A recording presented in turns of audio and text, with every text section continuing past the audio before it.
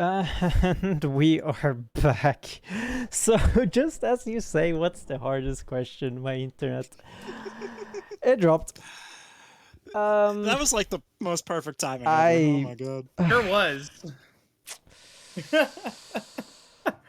um. Okay. Yeah, we are back. We're back. We're ready. We're good. Thank you, Cal. Hopefully everything's okay. Yeah, hopefully. We'll have to see here real quick though. So, yeah, the hardest part right now is honestly stuff not working. It's always a tough one sometimes, but it is going. It is going. Hopefully we'll be able to get back in real quick here as well. Yeah. There is some issues because the lobby is full. We will work on getting that sorted. In the meanwhile, Moose, you and I can talk about something that is not anywhere near as hard as doing Cow's job right now, which is Sure. juggling, but we can sort of look at maybe some of what we expect to see in these games coming up. We already talked about, picks that came through in LCS. I specifically noted in the pre-desk, well, Sivir, and Sivir did show up. Becky played that one very well. It doesn't have to be LCS, but anything you know of that's strong right now that you'd like to see, assuming these teams are competent in playing it, or any sort of approaches or philosophies you want to see these teams take in respective of individual champions that you feel we haven't gotten to see showcased quite yet? Sure. I'm a filthy Talia one trick, so I do enjoy me some Talia gameplay, and whenever it pops out, it's always great to come in and of course, like for any caster that gets to see their main played, you're really like laser focused on all the mistakes that they're making and all of the highlights that they're making as well, because it is really, really cool. So I'd love to see Talia come through. In terms of like meta play, in terms of like what we've been seeing out of gold level play and what we've been seeing out of master and platinum level, master and diamond level play, I'm really, really having a difficult time seeing compositions that are strictly focused on the early game work well. Mm. Like with the durability patch and with the mechanics that allow for teams to come back into the mid to the late game, it's very difficult for a team to begin a snowball at the very beginning of the game and keep it without making some sort of mistake. So if you build into the early game, it can be really difficult for you to keep it. But do you know what I'm hearing in my ears? It's the draft music that I've started playing because the draft is underway. I'm terribly sorry, stealing your job there for a second, Dodge. We'll be it's all good. Getting back to you soon enough after this banger of a game. We'll be taking it away. Adios. Very good. Very good. Let's go. All right. So we're back on track. Cow, anything else you need to do? You feeling good? You feeling ready? No. I'm speedrunning as much as possible. Perfect. We got the Nocturnals over on the red side. Their names are incorrect, so we'll get that switched here momentarily. We've got the Hornets over on the blue side. There we go. As we take a look at the bands, Hornets going to be on the blue side, the first place team currently in Group B. We've got the Nocturnals that are a couple of games behind in third. Nami or Morgana going to get banned out along with the Kael'thas, the Caston, and the Aurelia. A lot of late game scaling getting taken away from the Hornets. Nocturnals as well, looking to be able to take away some of those enchanters and that late game top lane stable Ornn that can come through as the Wukong gets locked in for the Hornets. Now that is one of Giggle's most played champions recently, so definitely probably going to go into their hands in the top lane. Giggle is playing bot lane, but yeah, What? Oh, it might be going to pots then. Pardon me. I'm losing it as well. It's okay. I mean, honestly, it could be Senna Wukong bot lane. Like I it shouldn't take that away. It could be. It could be.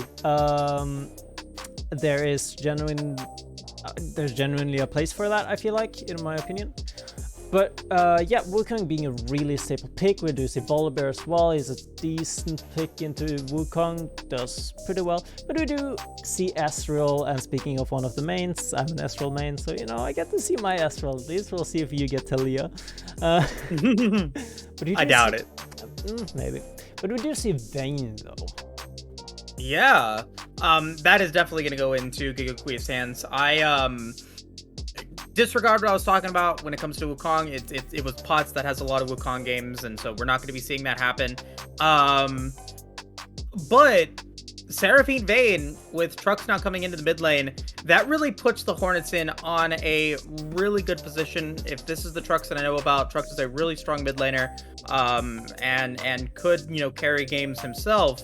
But I'm curious to see what the rest of the composition is going to be, because you now have you do have a ton of conditional CC with the Condemn from the Vayne, the Encore from the Seraphine, as well as the Cyclone. And there is a little bit of a synergy there as well, because the Cyclone will, or the clone at least, from the Wukong will keep the Encore going and allow it to go longer. Ooh, that's a very good point. That's a very good point. That's going to be very scary. Now, what do you respond with? You do have the Morgana band away, but you do see a Yone, which could potentially be very scary to play against. I did before stream started, I did play a game of Zoe against the Yone, and one of the issues you have in that lane as the Zoe is the fact that you eat the Yone and he kind of just eats, and he has a good time to basically use that short immunity period going backwards to literally just ignore the sleep. So I'm not too sure. There's some iframes stuff going on. So maybe you can do something with that against Vayne and Seraphine. We do see Lulu and Karma being banned out. I am not That makes sense. too sure. I guess they expect it's going to be Seraphine mid then? I think that's the expectation. I think that Seraphine does play well into the mid lane. You can go like a pseudo support build. You can go Moonstone Renewer if you wanted to, or you can go with the Leandries and then the Chemcheck Putrefier, and that works a decent build for the Seraphine if you wanted to go for that. There have been a lot of questions. I've seen a couple of players go with Morello Ludens, and I've been seeing Twitch chat in those games like hate it entirely, so I don't know if we'll see it today. But very interestingly enough, it's going to be Rakan going to be pairing up Southern Warrior with that Renata Glask. It's a very interesting duo, because I don't know if Southern Warrior is going to get all the value out of the Ezreal that they're thinking that he's going to get. Maybe. Again, it's these wombo combo ults, right? I'm not too sure how Seraphine Renata would potentially go. And yeah, ooh, Janna. Yeah, that's been one of those champions that has been coming out a little recently as well, with the Mordekaiser Mordekaiser coming in to be that little bit of frontline. So it's a double enchanter, protect the Vayne. Vayne, important person, VIP composition for the Hornets here. Yeah, this is full blown just wow. This is an interesting draft. Yeah, so I mean, I kind of want to say get out my Vayne spotting sheet, but at the same time, your Vayne spotting sheet? What the heck? Oh my god. But we do have a Darius as a response to that Mordekaiser, which is going to be very scary to take into the Death Realm, because Darius is one of those champions that can really dictate how the lane goes, especially considering his E has built-in armor penetration. So even though you're building a little bit of armor on the side, like you go maybe play... I'm just gonna say Ninja Tabbies because it's what it's called. The plated steel caps. Plated steel caps, that Ninja Tabbies. Even though you go a little bit of that, it ignores a lot of that armor, right? It's like I want to say like 30% armor penetration or something on his E. It's actually quite insane. It is, and there is a good possibility that Nafkawan can go for those, the 2v1s and win it out. Decimate heals so much at low HP. It's 33% of your missing. It's 33% healing based on every champion that's played, and then it increases its scales off of your missing health. So yeah, like, it's so good if you're able to get a double or a triple decimate hit that lands tons of damage and then also lands tons of healing for you. You can turn that 2v1 around, but the Wukong does give a little bit of protection to that. You can go in for the clone Cyclone, Nimbus Strike, get away from potentially that decimate, and once decimate is used, the Darius is in a far worse position, but the chance that 2v1 is still there, especially then if B-Pots comes in with that Volibear. Darius Volibear is a very strong top side that can dominate the top side of the Rift, so expect to see those Rift Heralds get taken by the Nocturnals, and if they don't, the Hornets must be doing something right. Yeah, for sure. And one of the things that's like worth noting, right, is if Mordekaiser, if Wukong ganks top lane, Darius suddenly, if the stars align, you suddenly get not 2 champions, but 3 champion heal. Perfect. You're back to full HP. Yeah, you're just gonna be like, oh yeah, sure, yeah, I'll take this.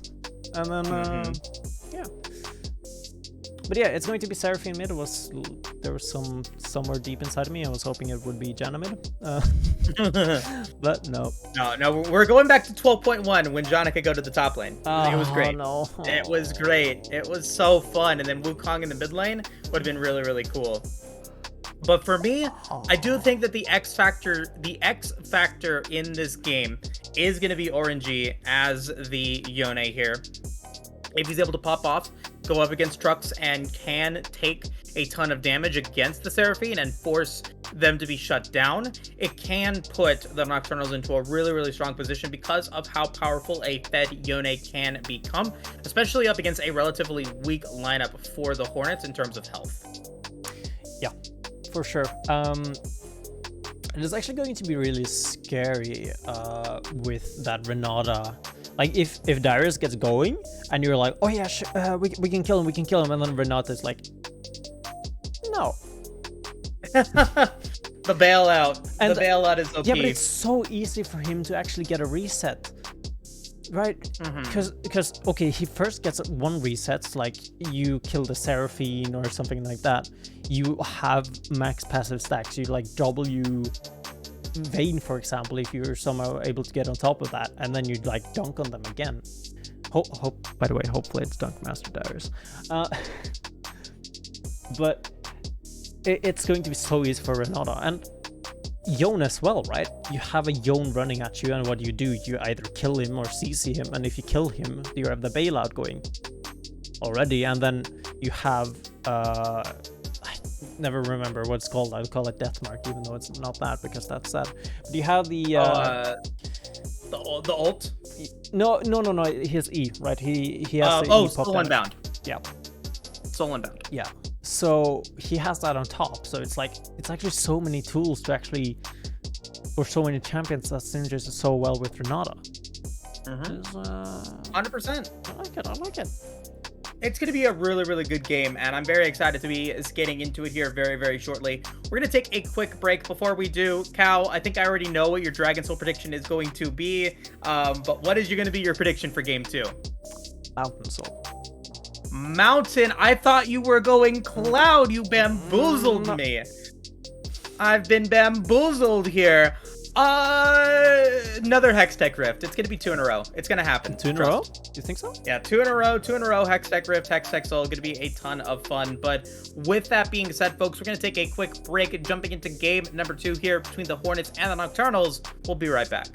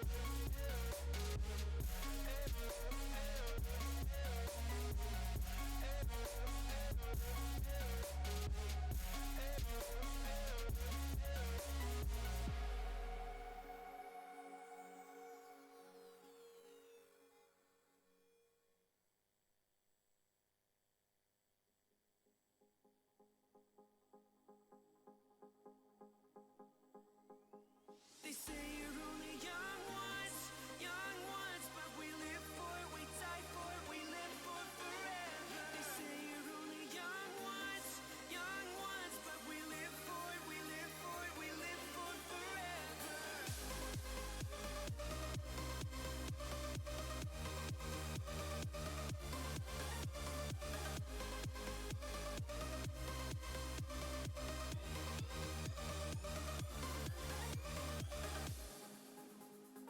You at the hideout.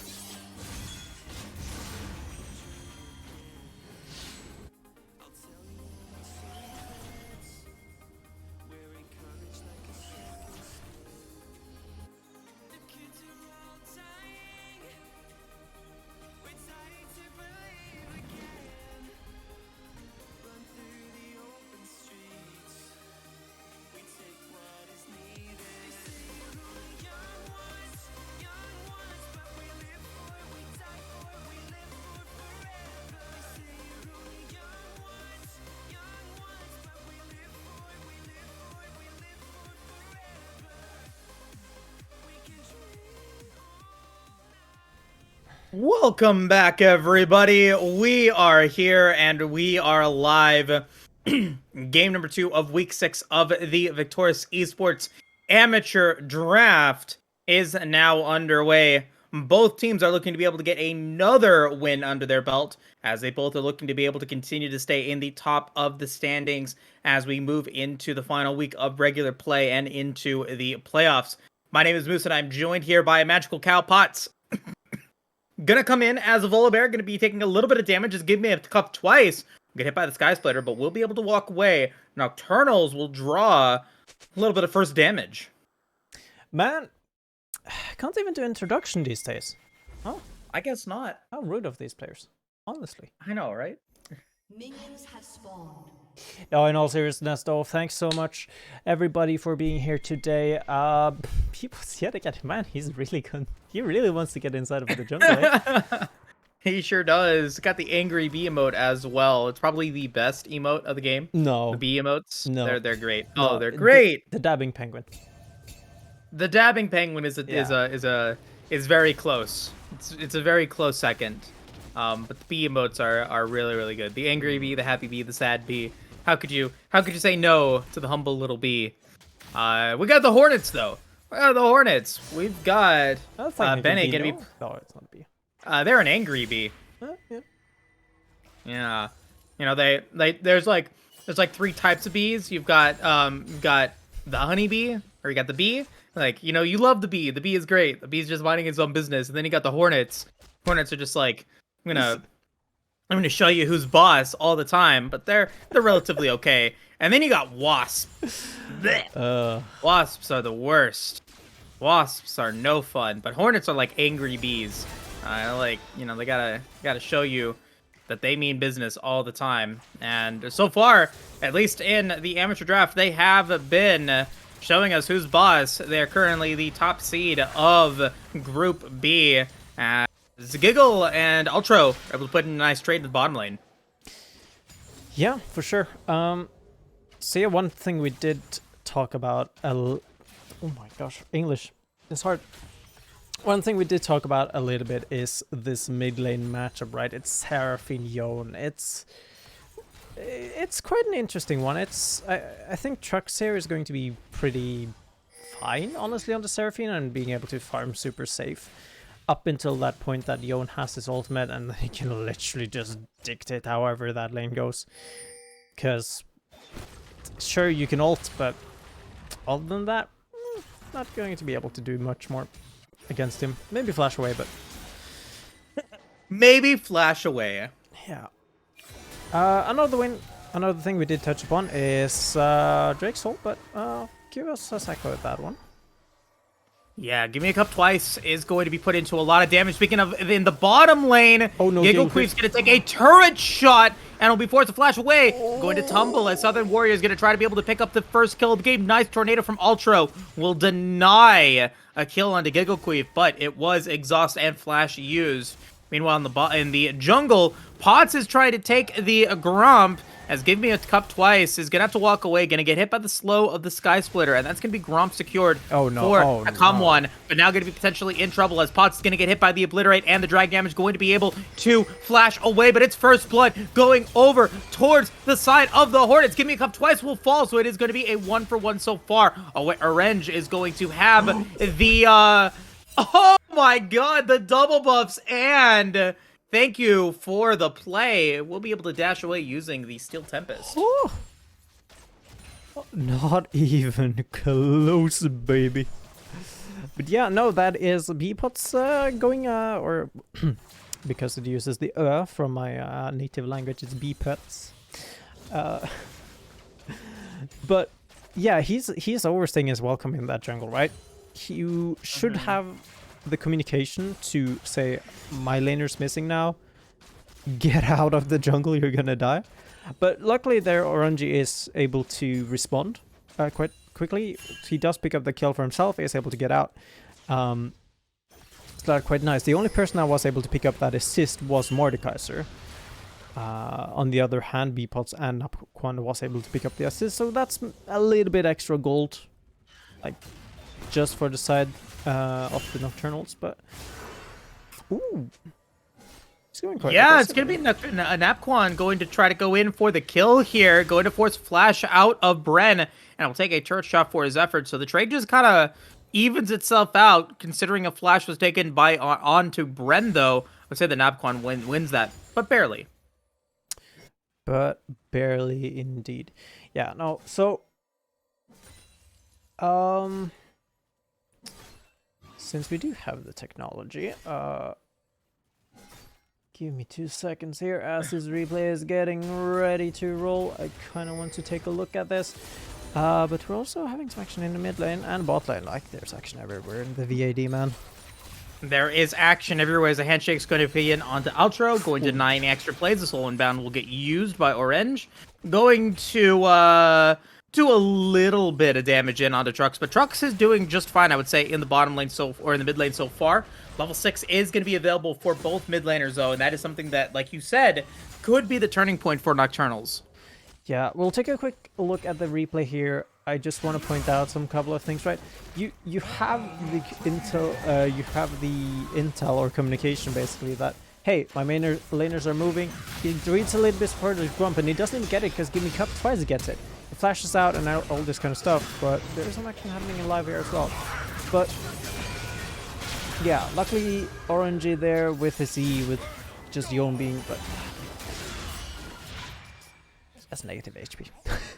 Yeah, real sad there. Real sad. And it would have been really good for like Trux or for Bren to be able to pick up those double buffs, but at the end of the day, no harm, no foul, I guess, for the Hornets. They get a decent position as we do get the Fate Sealed going to be on to Trucks. Trucks will die immediately, not even needing B-Pots on the way to go in for that assist. Nice solo kill. Yeah, again, as I said earlier, right? You hit 6, you... What can Seraphine do, honestly? Sure, she can root you and she can charm you, but only if you're fast enough. Which Trex wasn't in this case. Fortunately, no. And that's a pretty devastating play there against the Hornets because Orangey is going to be able to get free turret plate damage onto the tower. Going to be up in gold and up in CS by more than 13. Outro going to actually see where Potts was at due to that ward right there. So that means that Potts, with that control ward, thought that he was able to get the vision on it, but couldn't. Really, really nice ward from Outro. That is like pixel perfect. And meanwhile, though, Give Me Cup Twice is going to be picking up that Hex Tech. No, sorry, wait, what? Oh, it's It's a cloud. It's a cloud. I thought, pardon me, I thought it was Hextech. I'm sorry. But yeah, so, alright. Well, good thing I didn't go for cloud because that was the first trade. Now, we do see the backs coming in here. It is looking, oh, sorry. Azrael did go for that PTA, so it is going to be the Triforce build. One of the builds that I personally don't like that much because you go for that, Triforce super early. And it's not one of your core items. I like the Essence Reaver into maybe potentially an AP Mythic more. Although that is a very much personal preference. Sure. I mean, we appreciate your knowledge, Cal, because you are an intelligent player, and you do know what's up. I would say a coin flip player, but yeah, thanks. A competent player is just coin flip. Oh, a coin flip player. Oh boy, heads or tails up in here. I like it. Yeah. I like it, but still, I mean, and like I was talking about, you know, when people play Talia, I was like, you know, looking at the builds and saying, hey, do I agree with this? Do I not agree with this? All that fun stuff. And because you have so many games played with the champion, you are able to give that kind of special insight as we might be seeing a collapse in the top side of the Rift. Remember, it's Potts and Napquan who are going to be the power duo here. Trust is going to try to flash away, and the Fate Sealed not going to be used quite yet. It's going to miss. Nice use of the Encore there from Trucks, but will he be able to get out of this one? He will not. Potts will take that kill. Yeah, Orangey there. Ooh, lucky as he has this jungler as a backup support. Almost another solo kill there for Orangey as well. Trick's not having the best of laning phases, which was kind of expected. You're playing a support champion into an assassin, which, you know, just like saying those words, it, yeah, you know who's going to have a good time and who's going to have a bad time. Now, as I said a little bit, right, you have so much armor penetration on this Darius in the top lane, and, well, he's currently sitting up a little bit of CS. Just a tiny bit. And a tiny bit. I don't believe that, as we do get a lot of damage onto Orange. Going to potentially fall here. Going to try to make it a 1-for-1. Oh, shut down. And the damage is going to go, and the kill is going to go to Give Me a Cup Twice. Now 2-1-0. Meanwhile, in the top lane, Napquan's going to be in the Death Realm against Bren. And in the bottom lane, Potts going to drop the Stormbringer, but will not be able to get the kill against Alto. Oh. And it's Napquan that wins the battle in the top lane and is able to pick up the kill against Bene. yeah, nice solo kill there. Have to go back to the replay, which we will do just in a sec here. Have to see how that solo kill went down. Because, well, remember, when Mordekaiser ults, he steals a little bit of, he gets some of those stats, so, but we'll wait just a second with this replay, as maybe some action bot lane. We do see on the map that Give Me Cup Twice is started with that Herald. Yeah, interesting to see that the Herald is going to inevitably get taken by the Hornets here, despite Napquan being able to take the solo kill against Bene, and just the power of the Volibear Darius, as the Fate Seal will miss this time for Trucks, but it does not matter. Orin will pick up that kill against Trucks. That's the third death for the Seraphine in this game, pre-13 minutes. And it's the third solo kill as well here.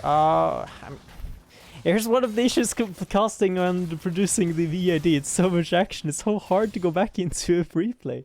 Hopefully we'll have a second here, though. We'll have the picture-in-picture as per usual. I would say pull it up if you got it. I think we have a lull. We have a lull state here, maybe. But yeah, so we just see, honestly, right, it's just... He misses his Q, though, which is actually pretty vital, I would say. But honestly, yeah, you just see the stacks there. He gets healing. He flashes, gets the ult, and just kind of burns out. Able to avoid that damage as we do get a play potentially in the top side. The drag's going to land on a Napquan. Great clone out of the brush. And Napquan's going to fall. That's going to be another kill for Give Me a Cup. Yeah, he's not going to be able to avoid that damage. Interestingly enough, Darius has gone for Triforce. Yeah, that is a little interesting. I'm not sure about that one, as the Rift Herald does get dropped in the top lane. Meanwhile, on the bottom side of the Rift, Potts is going to be able to take the red buff, as we do potentially get a play coming through. Giggle does have final hour, but they are able to avoid the hostile takeover. Not the right angle, and you end up wasting that ultimate. But in the top lane, Hornets are going to say, that's perfectly fine for us. We're going to take first tower with this Rift Herald. Yeah, Orangey is actually here, though. Might be able to get something off of this.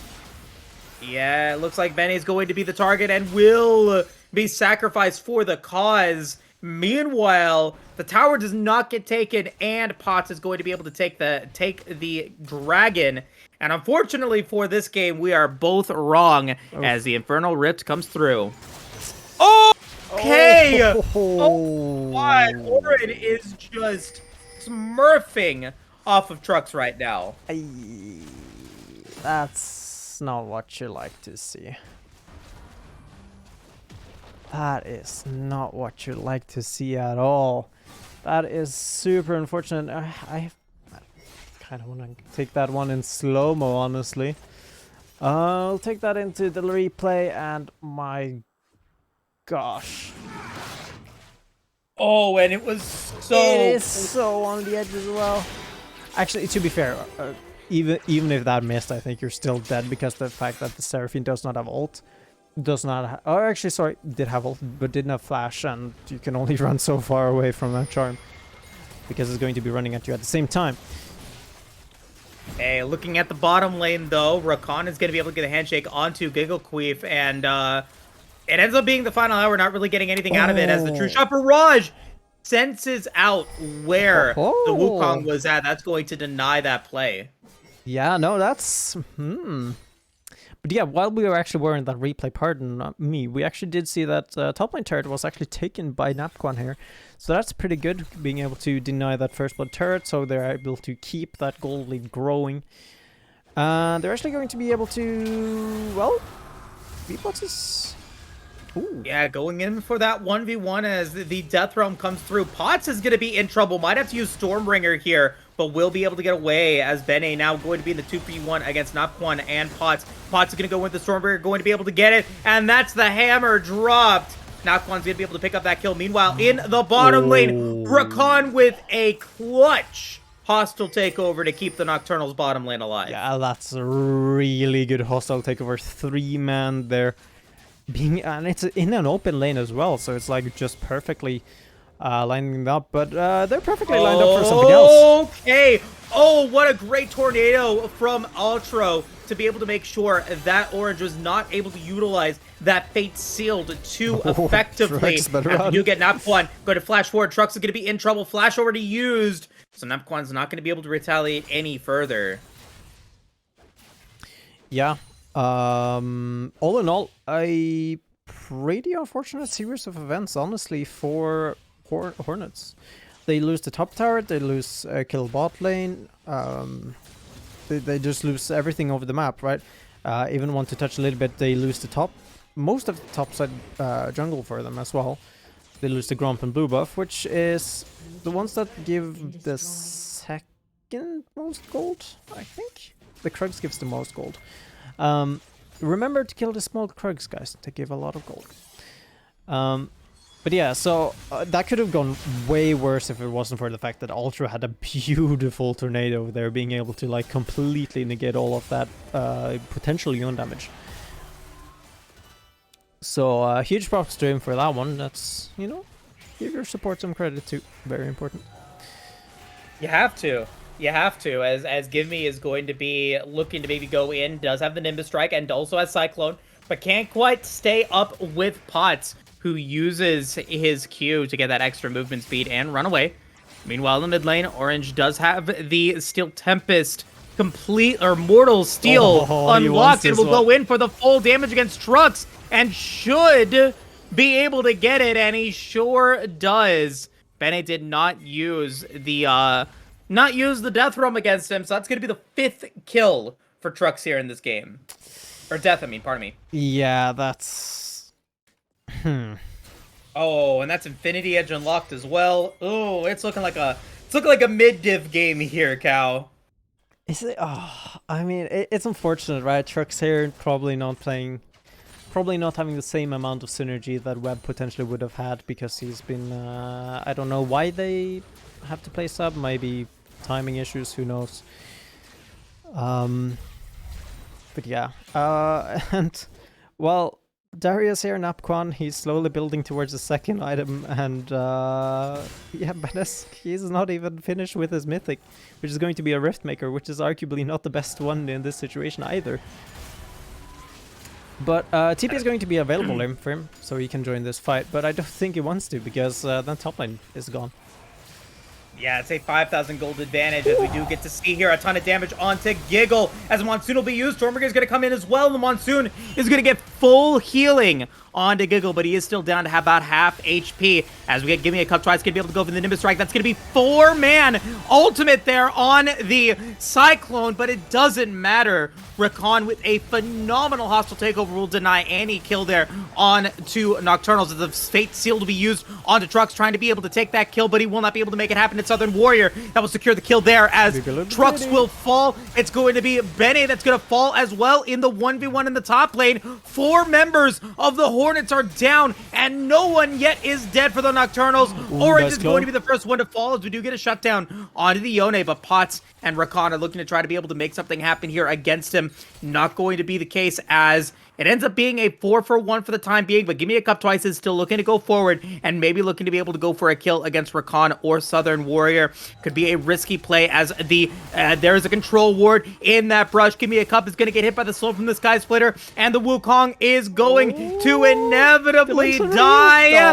Yes, it will be. The bailout movement speed will end up making it a 5-4-1 trade in the extended play for Nocturnals. Yeah, and finally, after that entire time, Infernal Drake is going to be taken here, so the soul point is going to be continue stacking. And through that entire thing, on top of that, it was a 4v4. It was partially even a 4v3 for the side, like, sorry, a 3v4 for the side of Hornets, because Seraphine, for part of that, was top lane assisting Benesk, who then was alone against the Darius and then just died, and then they lost the inhibitor as well. It's so brutal. Hornets right now not looking good. They are not looking good at all. As a 6,000 gold advantage, almost 6,000 gold advantage for Nocturnals. You've got 2 items completed for Orin, 6, 2, and 3, with the Infinity Edge and the Immortal Shield Bow. And it's just a really, really tough position. Trucks 0, 6, and 2 doesn't even have the tier completely stacked at 360 stacks yet. It is that bad. As Napquan, maybe going to get targeted here from Vehicle Queef. Not going to be the case, as Orin now going to be up against Give Me a Cup twice. Going to be using the Mortal Steel, as the Cyclone will be used. Orange is going to be able to try to get away. Orange trying to be able to make the play happen, but he can't. And Bene will be able to pick up that kill. That's a super clutch Mordor ult if I've ever seen one. But yeah, here's the issue: is you said the what? Oh my god! Giggle Queef is going to be dealt a ton of damage. Monsoon is going to be used. Ultra is going to be able to keep Giggle alive. Meanwhile, in the mid lane, Southern Warrior going to get hit by the Encore. Trunks is trying to be able to pick up their first kill of the game. Southern Warrior will die, and yes, Trunks will pick up a kill. Finally, after this entire time. Now, my god, Ultra here on this Janna is looking super amazing. So many good ultimates, so many good tornadoes, just cancelling all these engages that it potentially could have. And somebody, yeah, Mordekaiser is there to respond to that top lane. But this could, I think they're committing a lot of resources to defending this single bottling turret. That doesn't matter here. B-Pots is here, right? He can just ult this, and that entire turret is just gone immediately. This might be a free triple kill here. Yeah, we're going to see the collapse come through. The teleport's going to come in, but it's not going to matter. 1 kill for Pots, as the teleport's going to come in from Benny and to Trucks. It's still a 3v3, and Stormbringer is still available for Pots here. They decide to walk away, so it's 2-0 in favor of Nocturnals. Yeah, as I said, like, it's so much for just a single outer turret that you don't really need. You need to focus on everything else.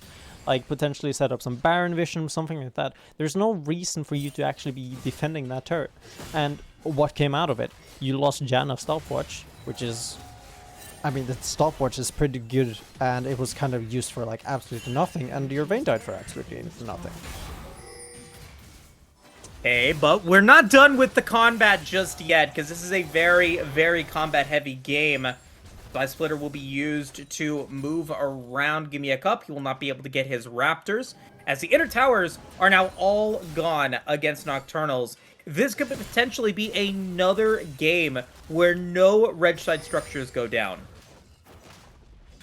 Didn't we have that last game as well? I think so. Because that Remember that top tower survived with like 16 HP. Yeah, remember? Maybe? I don't know. I have to look back at the VOD to see if that actually died, but I actually don't think so. I mean, maybe. Who knows? But yeah, currently the game state is so good. Like, there is... If we toggle the vision, like, if you actually can do like a super mega zoom out here and like see the vision differential, right? It's... You have... Oh my god. You have a couple of wards here on the map, but... Oh, it's actually looking quite dark. But... Other than that, right now, it's... you honestly kind of have to slow the game down as much as possible, get that Vayne online as soon as possible, because she's the one that's going to have to deal with this Volibear, this Darius that's running at you somehow, even the Yone, right? Sure, this Mordekaiser can be used as a tool to take away one of them. He's probably going to be taking away the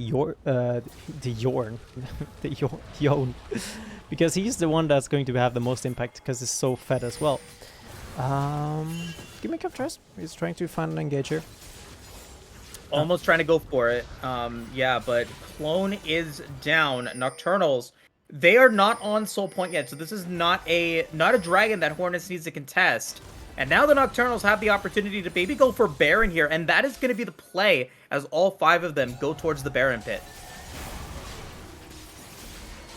Yeah, sure, it's not a dragon you can need to contest, but it's not a Baron you can contest either, so if they're going for it, you'll see, you'll go, oh. That stops the back at least. But yeah, so I honestly, this could have gone much worse for the Hornets. They could have lost Drake, they could have lost Baron, because if Nocturnals did end up deciding to go for that Drake, it could have been potentially a game-ending fight without having to take in Baron, but this might be pretty brutal as well.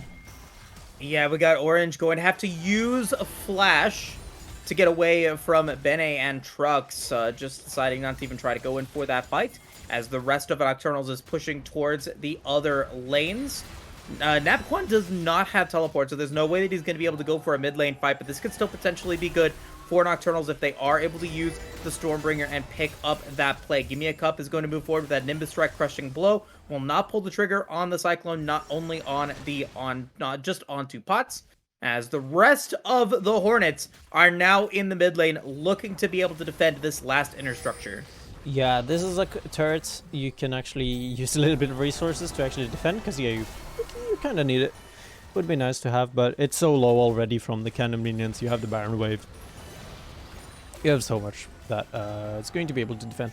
Now, right now, Yon is actually taking jungle camps, which not too sure about. Yeah, Could be top lane, it is but a little interesting as Napquan is going to get hit by the Cyclone, but not the second one.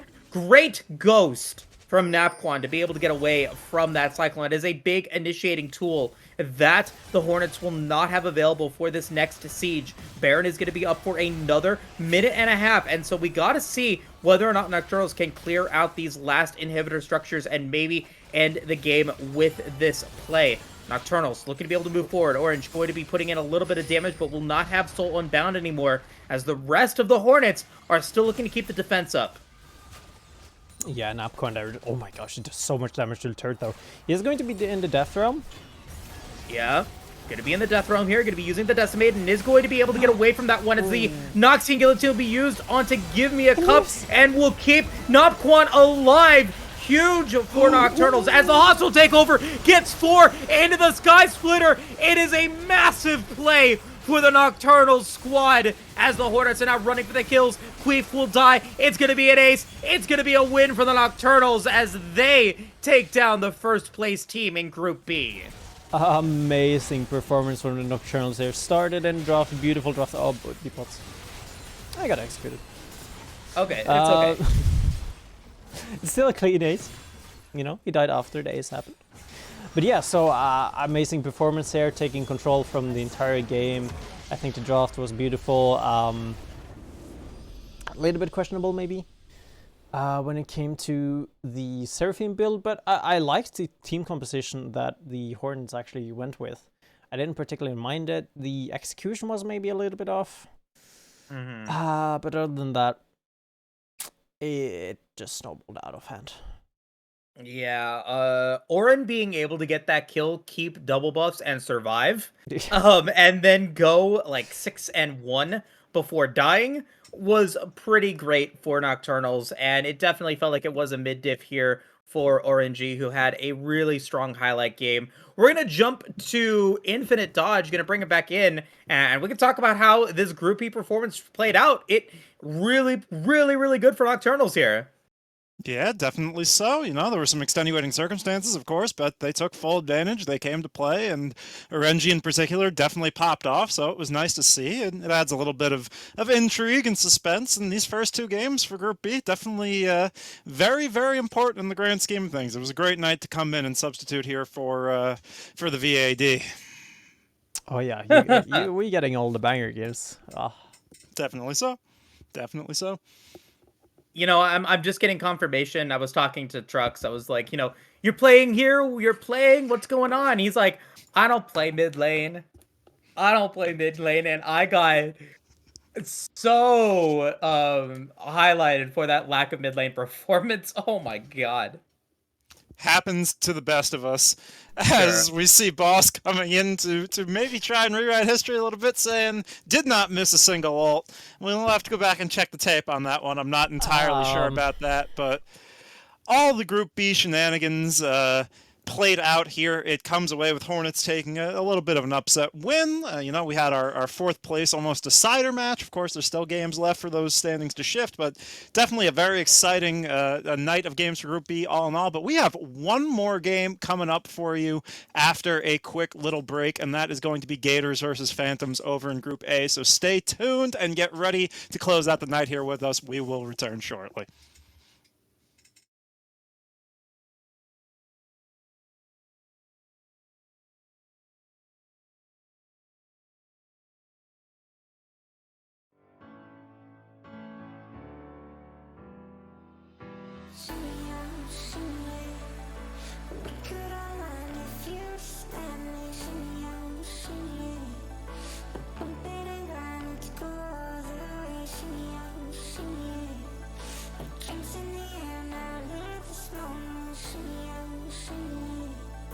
Tropical vibes are taking over.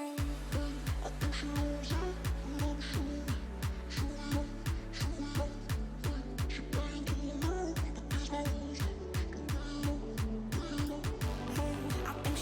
it.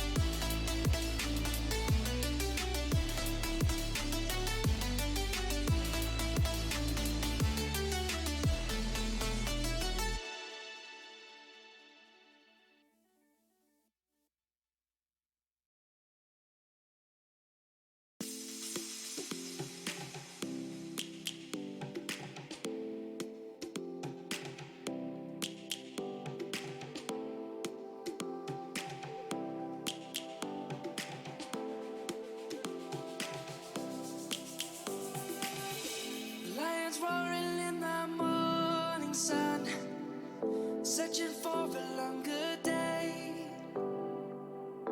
People feeling like the light has just come. We must never stop the way. Yeah.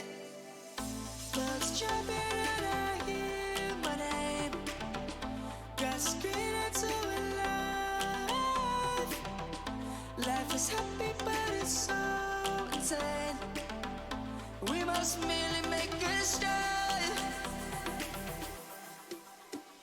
Savannah, I'm coming home. Savannah, we'll never be alone. Savannah, the beauty of the world. Savannah, let's all take a roll.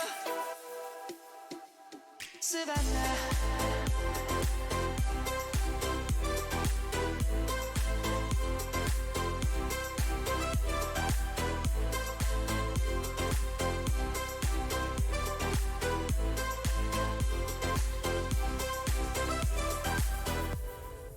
Lion's gonna come. The birds have just begun. We will always take a stand for the people, for the land. Let's go back to when we were young. For the animals we stand. Let's go back to when trees were swung. Kids across the land. Savannah, I'm coming home. Savannah, we'll never be alone. Savannah, the beauty of the world. Savannah, let's all take a roll. Savannah, I'm coming home. Savannah, we'll never be alone. Savannah, the beauty of the world. Savannah, let's all take a roll.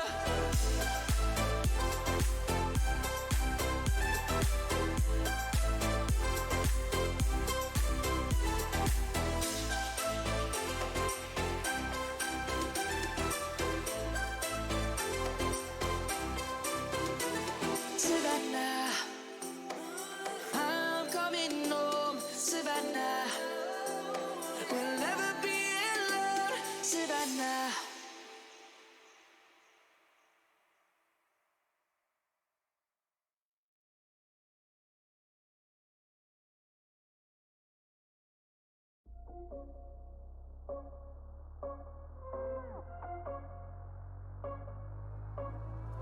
Rising with each beat of the music is bringing.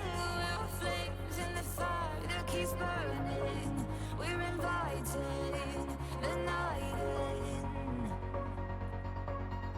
Welcome, my heart so full. I'm devoting myself to the night. There's no motive. We're just as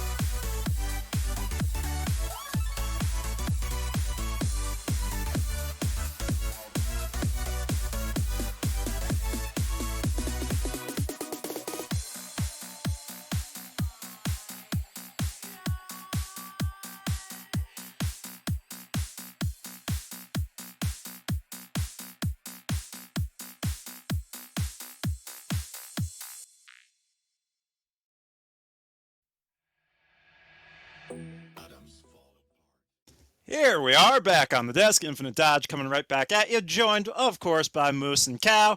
After our little break after game number 2, we are still waiting on game number 3, which will be the Phantoms and the Gators coming at each other out in group number A, but still waiting on that to all fall into place so we can talk about some of the other action that came on down today. In the meanwhile, fellas, some of the games that we didn't get to see on stream. Cal, you said you had gathered some screenshots for us. What do we got? Well, so yeah, quickly looking here, this is the current standings that were at the start of the day before any of the games that were scheduled for today were played. Of course, there are some games that will be played outside of this time schedule, but quickly looking at this current, that's the wrong transition, my bad. If we quickly slide in the standings here, and then we look at this, and you see Nocturnes there at the 3rd place, and then you swap it and you see that Nocturnes now is up to a 2nd place in the Very nice. group. Phantoms here as well, they're tied 1st, and they're going to be playing Gators now. Gators still in their 2nd game, so they're not in lobby for their 3rd game just yet, but I have a feeling Astronauts, they are going to be playing against, let me just double check that, they're going to be playing against the Bandits as well.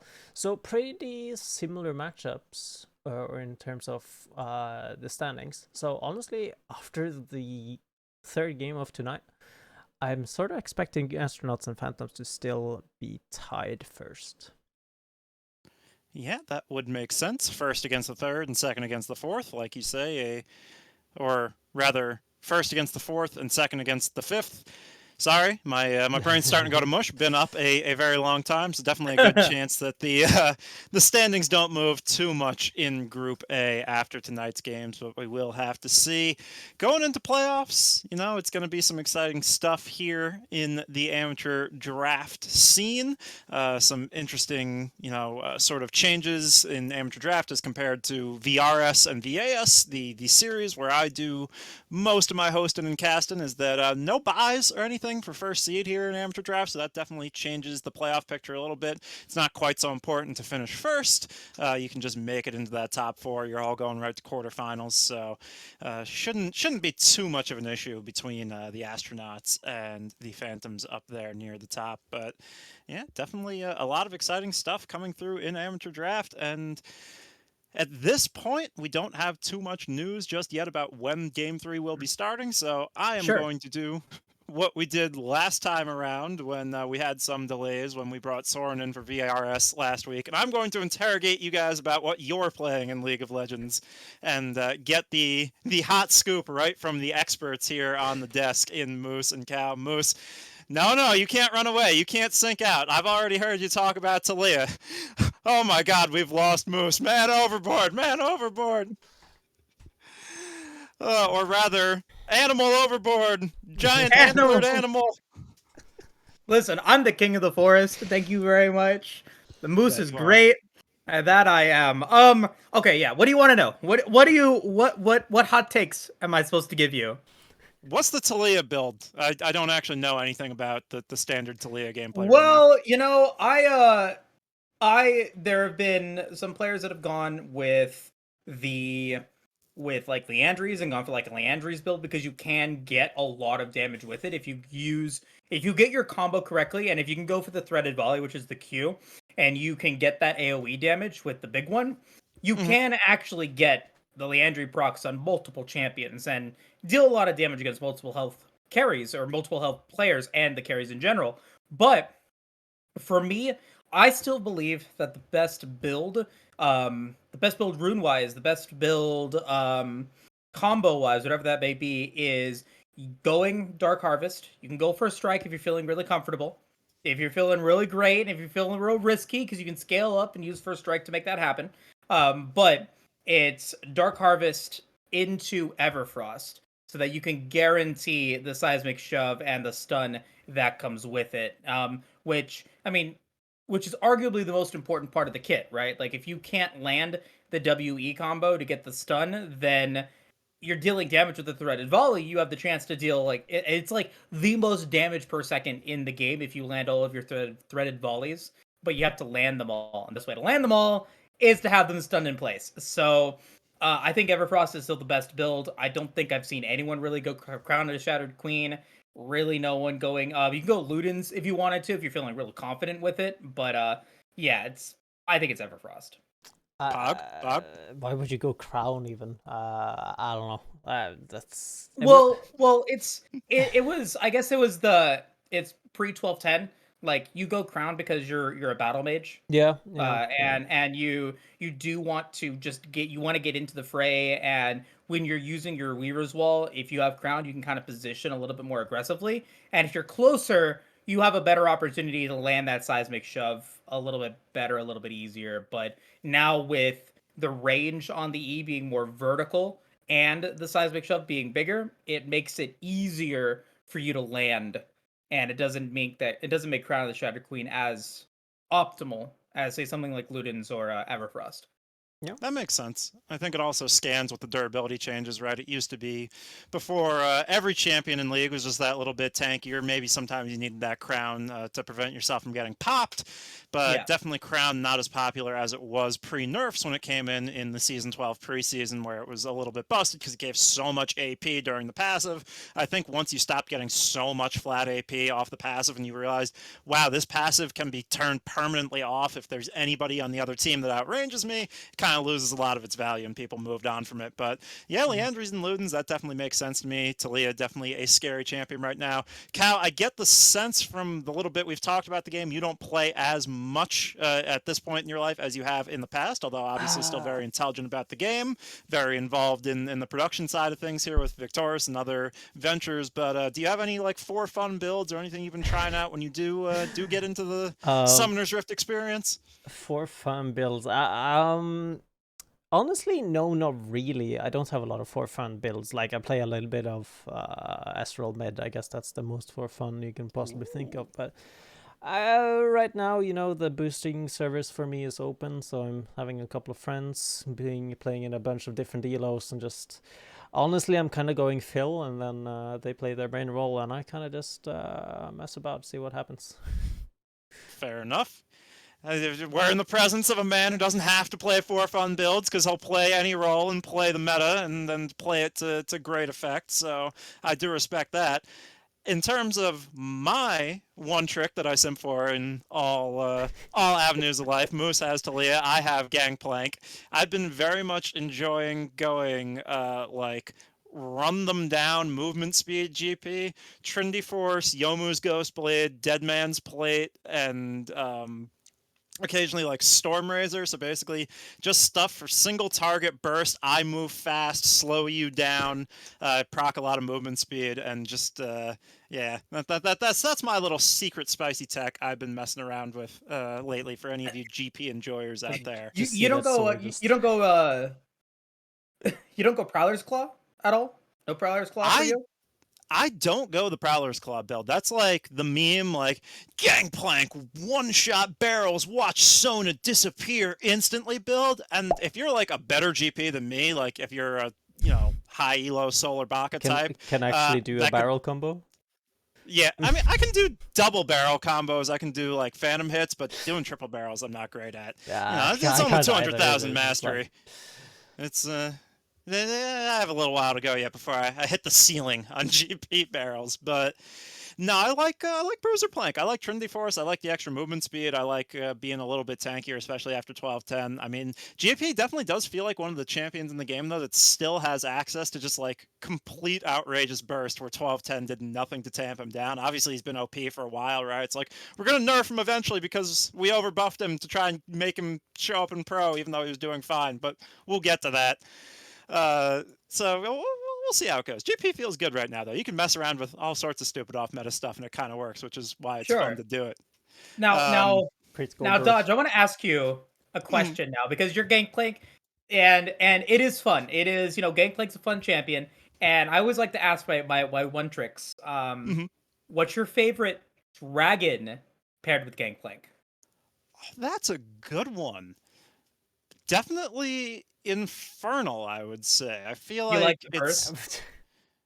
it's like it's hard to answer anything else with GP because part of the fun with being a GP1 trick is he's a very linear champion, right? Even more so lately, Riot's been really trying to push him towards build crit, do damage. It's like he's losing out on his utility unless you're really good at hitting long range E's for fat slows, and then you have your ult every 90 seconds or so that like adds a big AoE slow. But like it's not like some of these other versatile champions, so you really have to think outside the box. Okay, I can still go damage build and BAP, whatever, but there's really not a whole lot of crazy directions you can take GP in, so Infernal just fits him the best. You just do more damage. Hextech, close second. Do enjoy Hextech. Yeah. The CDR is nice, the attack speed, but Infernal I feel like is the easy answer. Nothing comes close. Fair enough. I when I play Talia, like I actually it's a toss up between the Cloud Soul and the Hextech Soul, because if you get the Hextech Soul, you can utilize the static shift proc to get just that slow, which makes it easier to go for that WE combo that I was talking about. But if like if it's an Infernal Soul and I get to your point, if I get Infernal Soul and I go Ludens, the absolute massive amount of burst damage that I can do with just one Q is insane. It is so funny to watch some of these carries. I hit them with the big boulder and they go from 100% to like 20% HP at near instant time. It's very satisfying to watch. I can imagine so, especially because that big boulder now, since they reworked Talia and she has that big boulder, it's like so comically large. It's just like this death missile coming at the enemies. I can imagine why that would be super duper fun. As it looks like we do have players joining the lobby. We're not quite ready for draft yet, but I have greatly enjoyed our conversation here, touching on a little bit of League of Legends cheese for you guys to maybe try with some making some impassioned cases for one tricks you should be adopting. So we're going to let those players file into lobby, get draft organized, and hopefully we will be coming back on the other side of a short break right into Champ Select for our final game of the night here. It will once again be the Phantoms versus the Gators. So stay tuned. We will return very shortly.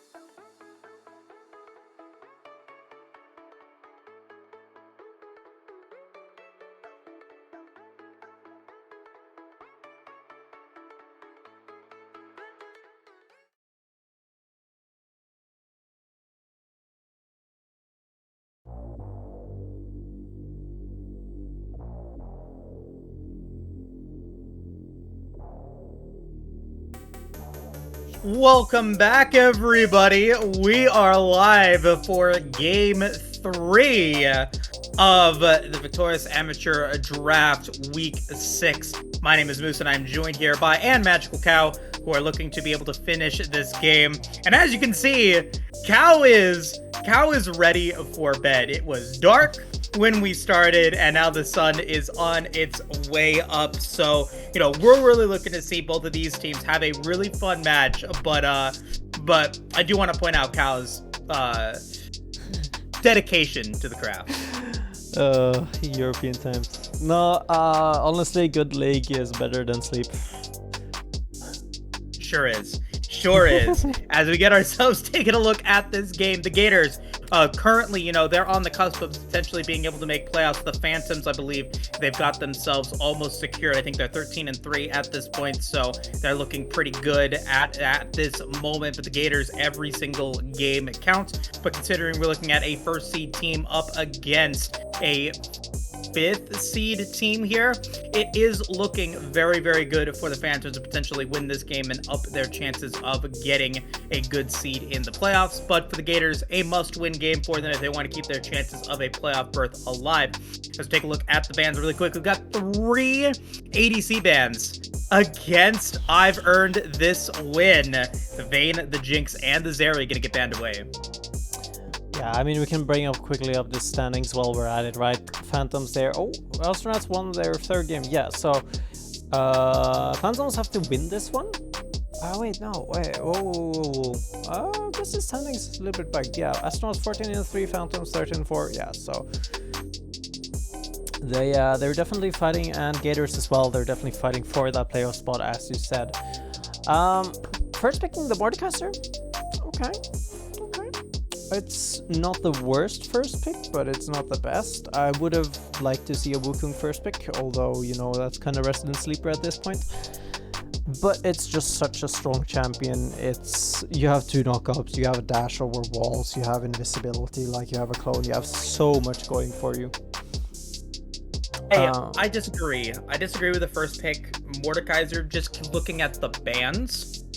Okay. You ban Yone and you ban Twitch, and then you ban Gangplank, but you now allow for so many top lane champions that can go up against Mordekaiser and play well that are still available. And because Phantoms ban out 3 ADCs, maybe it would have been a good idea to pick your ADC first and start to limit that pool a little bit more, as the Phantoms have decided to pick the Kai'Sa here as their R1, a champion that has not seen a lot of presence in Season 12. No, kind of fell off after the changes, right? Because one of my personal ideologies, I guess you want to say, is that Corki and Kai'Sa is one of those 2 champions that you pretty much always want to build hybrid on.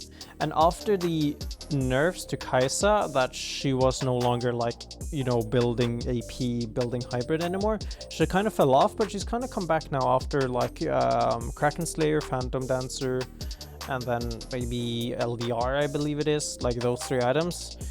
You build those 3 items, you're a pretty good ADC, honestly, after all. And I've also seen a little bit of Rage Blade.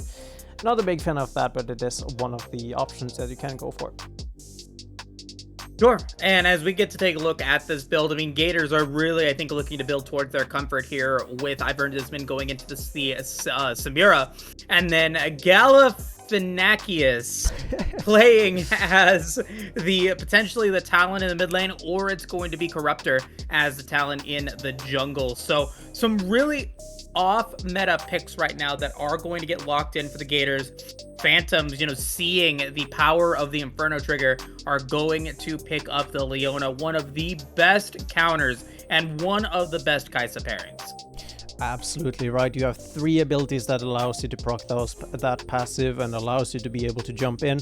And however much you want to wind wall or spin to win to get rid of Leona's blade coming at you, you can't really do that with the sun literally coming up from above and stunning you. But yeah, Brand here being banned away, I'm not too sure why. I guess Brand Samira is a really kill-heavy lane. You have a lot of kill pressure very, very fast. Sure. Malzahar being better away, yeah, that makes sense. Malzahar ult Samira goes through everything. Good luck dashing in through a team when you're literally just suppressed. The same goes for Talon as well. I wonder if they'll actually ban the Nautilus away, because I think you should ban the Nautilus away here. Simply because of the Samira pairing. Yeah, Nautilus would love to be able to get the Samira. I guess Samira would love to have the Nautilus here. It would make sense in terms of what exactly they can do. But, I mean, there are other tank champions that can be used. I mean, the Braum isn't as effective, but it is there. There has been some Taric that has been available. And Taric could potentially be a strong pairing with the Samira if you decide to go for it, if you do know how to play it, is the big question. But the Blitzcrank is going to get banned.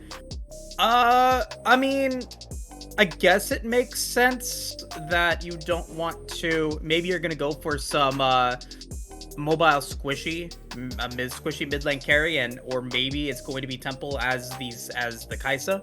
Or sorry, not Temple as the Kai'Sa, but Weehaw as the Kai'Sa in the mid lane. I don't know for sure, but it is kind of a questionable option there for the Blitzcrank. Yeah, I mean, it's sort of in the same realm as Nautilus, but not at the same time, because a lot of the strength that Nautilus Samira brings is the auto attacks that Nautilus has, right? It has the roots. Sure, Blitzcrank has the knockup, but it doesn't really work the same way. As I did touch on a little bit, Kai'Sa mid, I don't think it's that good anymore because of the fact that that AP build really fell out of it really fell out of fashion. And you already have locked in the Kai'Sa, and I don't see that making a lot of sense as to what else you would want to pick as an ADC. But Vladimir here. Okay. All right. I like it. Top I or mid? actually... Against Mordekaiser? Oh, man. How fun would that be? How fun would that be? But I think it's going to go mid lane. Yeah, I think so too, right? It's going to be... let me see here. I want to see the stats though, because I believe Vladimir, he was played quite recently, actually. He's played 34 times so far this summer, actually, impressively enough. He's in the VAD? No, pro play. Oh, okay. Pardon the debate. Yeah, so he's actually been played 4 times in the LPL. That's a lot. Yeah. I mean, that's not bad. Yeah, won 3 games. Yeah, let's get confirmation on that last one. For confirmation, it's a Viego. It's Soraka? Soraka? Are you baiting me here? No. Are you baiting me? No, I'm not baiting you. That's a Soraka. All right. So that does kind of confirm where everyone is going. It's going to be Mordekaiser in the top lane. I believe it will be the Viego in the mid lane, or in the jungle, and then it's Talon mid. Okay. With a Soraka Samira. And now Talon has to go up against Vladimir, and Fiora gets to play with Mordekaiser. That is a champion that can go into that death realm and come out on top. Yeah, so confirmation, it is Soraka. Viego being locked in there, so the Viego pick is correct. But yeah, I really like the Vlad here. He can potentially go Night Harvester. You can go Night Harvester or Protobelt. You can also go. I've also seen Ludens, but please don't. It's pretty bad. You lose a lot of value out of it. It would be ambitious. It will definitely. But yeah, so Night Harvester is something that's slowly been creeping up because it scales so well. It has gotten that indirect buff because of the new patch.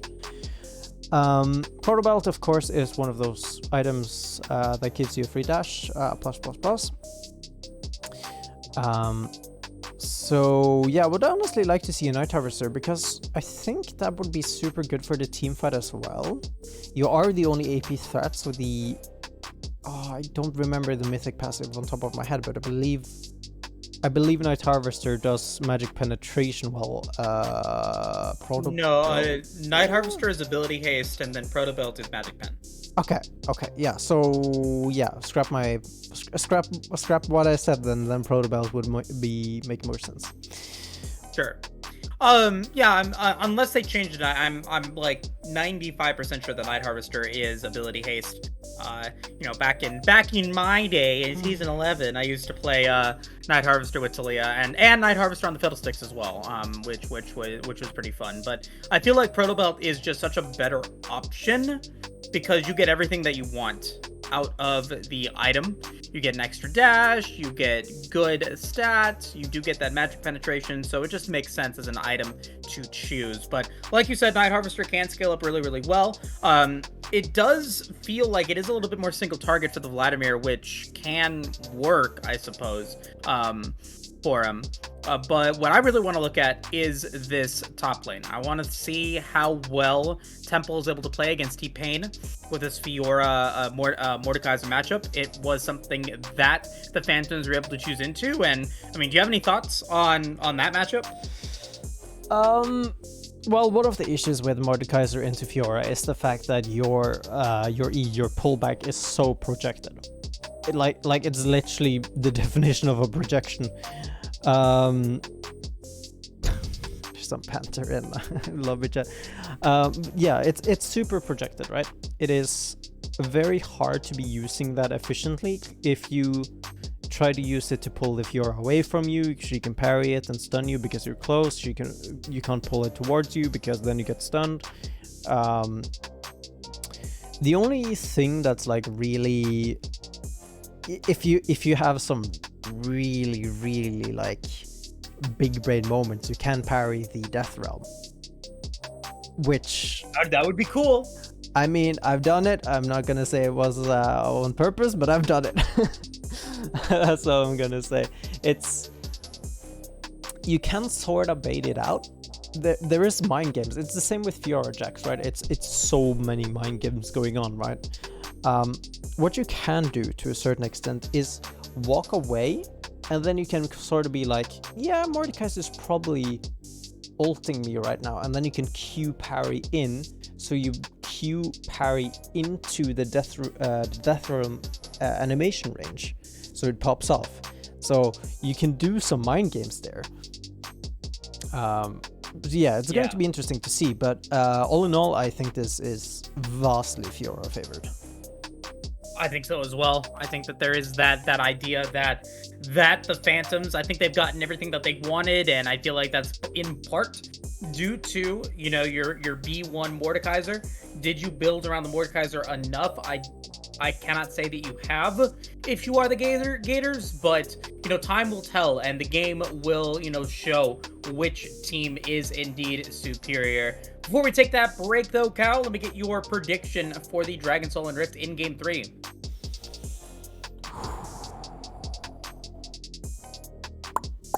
Ocean. It's going to be Ocean. Ocean, you've opened up the third eye. You are saying Ocean Rift. I will double down with you, Cal. It is going to be an Ocean Rift here in Game 3. It's going to be a blast, and, we're going to be looking to bring some waves in today. We're going to take that quick break now. We're going to jump into Game 3 in just a moment. The Gators versus the Phantoms in our Week 6 matchup of this Group 1 game. Potentially see if the Gators can keep their playoff hopes alive. We're going to take that quick break, and we'll be right back.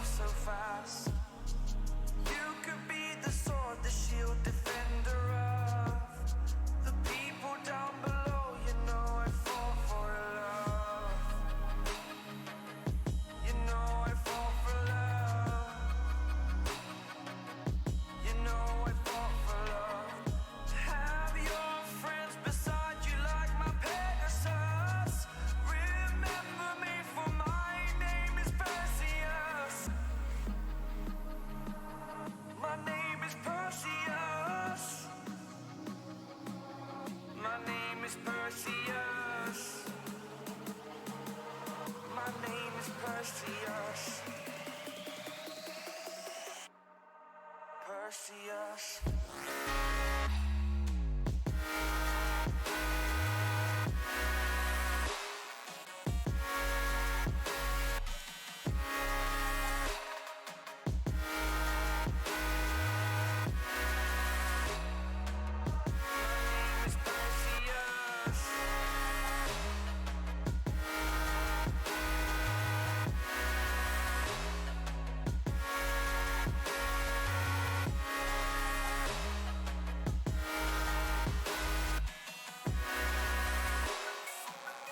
My name is Perseus.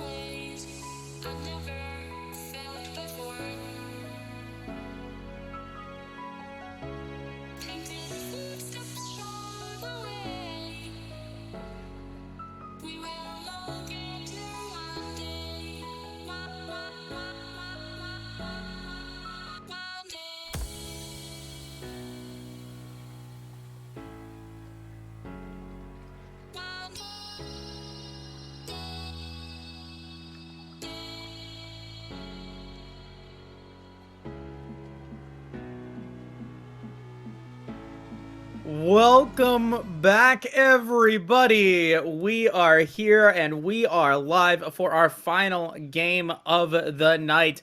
The Gators versus the Phantoms in week 6 of the Victoris Amateur Draft.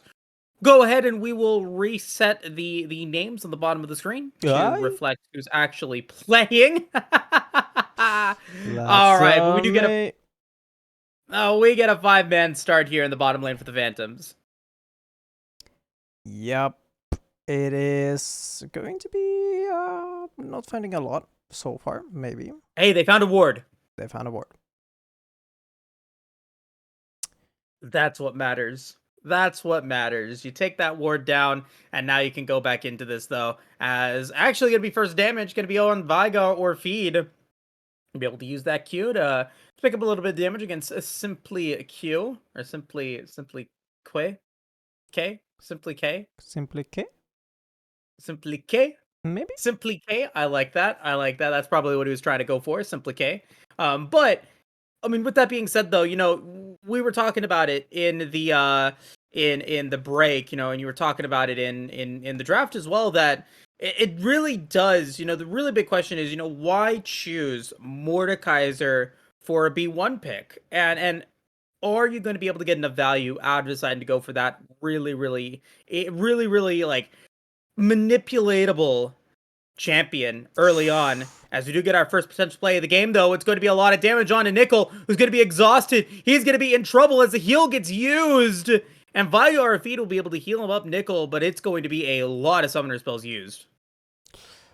Yep. Already a lot of action. Heal and exhaust is against the actual just an exhaust. I'm actually surprised that Barbarian here didn't opt for Ignite and then Sav 14 opted with exhaust. It would have made a lot more sense because as Leona against the Soraka, you have so much kill pressure, and the fact that you don't have any Ignite at all in your team, it's gonna give a little bit of that power back to Soraka because you don't have that Grievous Wound instantly. Fair enough. Fair enough. I mean, looking at the dragons, though, I think our chance of an Ocean Drake is still alive, I believe. So that's something to look forward to. And with Volibear, with Isai, you do have the opportunity to get those early Drakes and those early ganks, as Galifianakis is going to be in trouble potentially, will be able to wall vault away, but is going to take a chunk of damage. Yeah. Surprisingly, actually opted for the TP. Again, back to the kill pressure argument.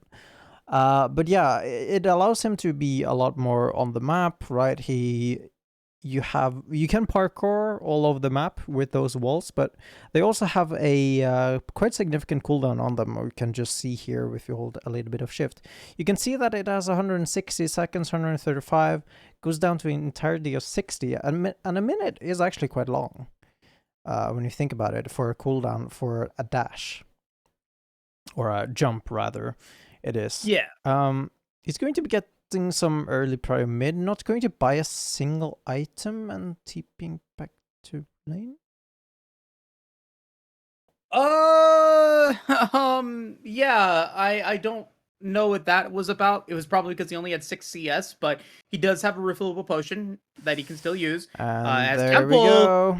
gonna get the parry, and will, just show us why that lane is so difficult.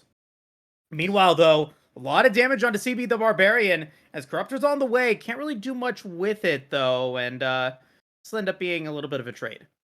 Yeah, and that's like, there you go. That's one of the issues we did talk about earlier in draft, right? It's how projected that Mordekaiser E is and how easy it is to parry, right? You get a stun, and if that fight like goes on for a little bit longer, actually no, scrap that.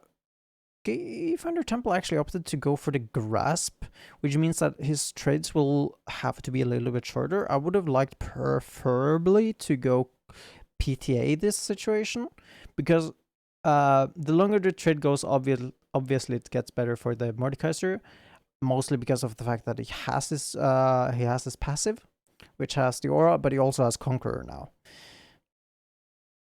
So Makes sense. yeah, you just want to take short trades, chip him down as much as possible. You don't really have mana issues anyways.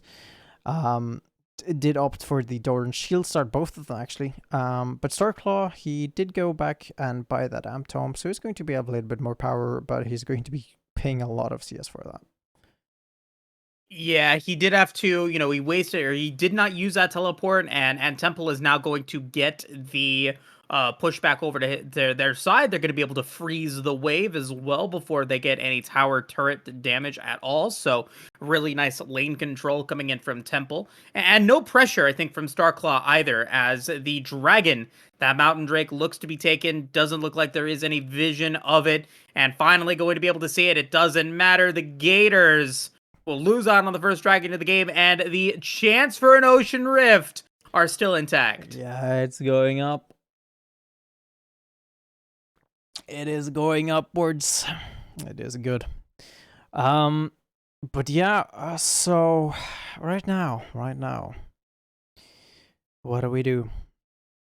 Well, I mean, we can talk about your life, Cal. You live in Norway. You're talking about how cool you are there. I would say there's snow here, everything is fine, but it's so bloody hot, man. Is it hot over there in Norway right now? Yeah, Is it hotter than normal? Yeah, for sure. It's like 15 degrees here. 15 degrees means yeah, it's like barely not freezing, right? Like barely. Oh, okay. It's barely not. Oh, okay, fair enough. Yeah, fair it's enough. It's pretty good. No, in all seriousness, the fan needs to be permanently on. It's so warm. Oh my gosh. You'll have to come to Vegas when it's 120 degrees Fahrenheit, and we just roast. 100 degrees Fahrenheit to Celsius. That's like 48. Yeah, no, I'm fine. You're fine? 48 degrees Celsius? No way. 48 degrees Celsius. Yeah, that's like, your body temperature is 35 degrees Celsius. So, no thanks. All right. Enough about the weather. Let's get back to the game and the matter at hand. The Gators have a little bit of a gold advantage, but it is, for the most part, tied. Temple, though, is looking to go for potentially the first kill of the game. No, it will not happen. But, I mean, that is the back advantage that Temple was able to get for staying in lane longer, was able to pick up that Sheen. And a little bit of a thief in the night, Galifianakis is going to be able to get that. Gonna be able to get that that blue buff. I have a strange feeling that was not simply Ked. I was pinging those SS pings, but ooh. Okay, just gonna get a nice trade there using the Shadow Assault to get Simple K down to about half HP, but is it going to be enough? We do have Corruptor on the way. As we do look in the bottom lane, though, Vigo or Feed is going to be the target here. Going to get hit by the exhaust, going to get hit by the stun, going to get hit by everything, and Sai's going to be able to get it. That's going to be the first kill of the game for Zaffortino. As Simple K is going to be able to get away from the gank in the mid lane. Nickel going to get slowed by the Sky Splitter, but they do not continue with that siege. Yeah, and my first thought there was maybe Barbarian. He went in a little bit early, but they had so much CC, there was so much there. So they were able to catch this Soraka in the end. So really good first blood there. Good positioning from Isai. Oh my gosh, I lost my train of thought there. But yeah, so this top lane, right? He does have TP, so he can go back to lane, but it's so hard to find a gap for him to do that. Temple has already TP'd back to lane, but he has that Sheen, right? He has so much mana, he reset his mana. And there's just so much, but it's kind of being a little bit disrespectful. Yeah, that was a little bit of an ambitious back. Maybe looking to see if they can make a play or something like that. As Simple K will be able to go back from tower, or go back there and be able to pick up some items. It is going to be the Night Harvester build, it looks like, with the Hextech Alternator and the what's it called? The Blasting Wand. As we do now get to see the stun coming in!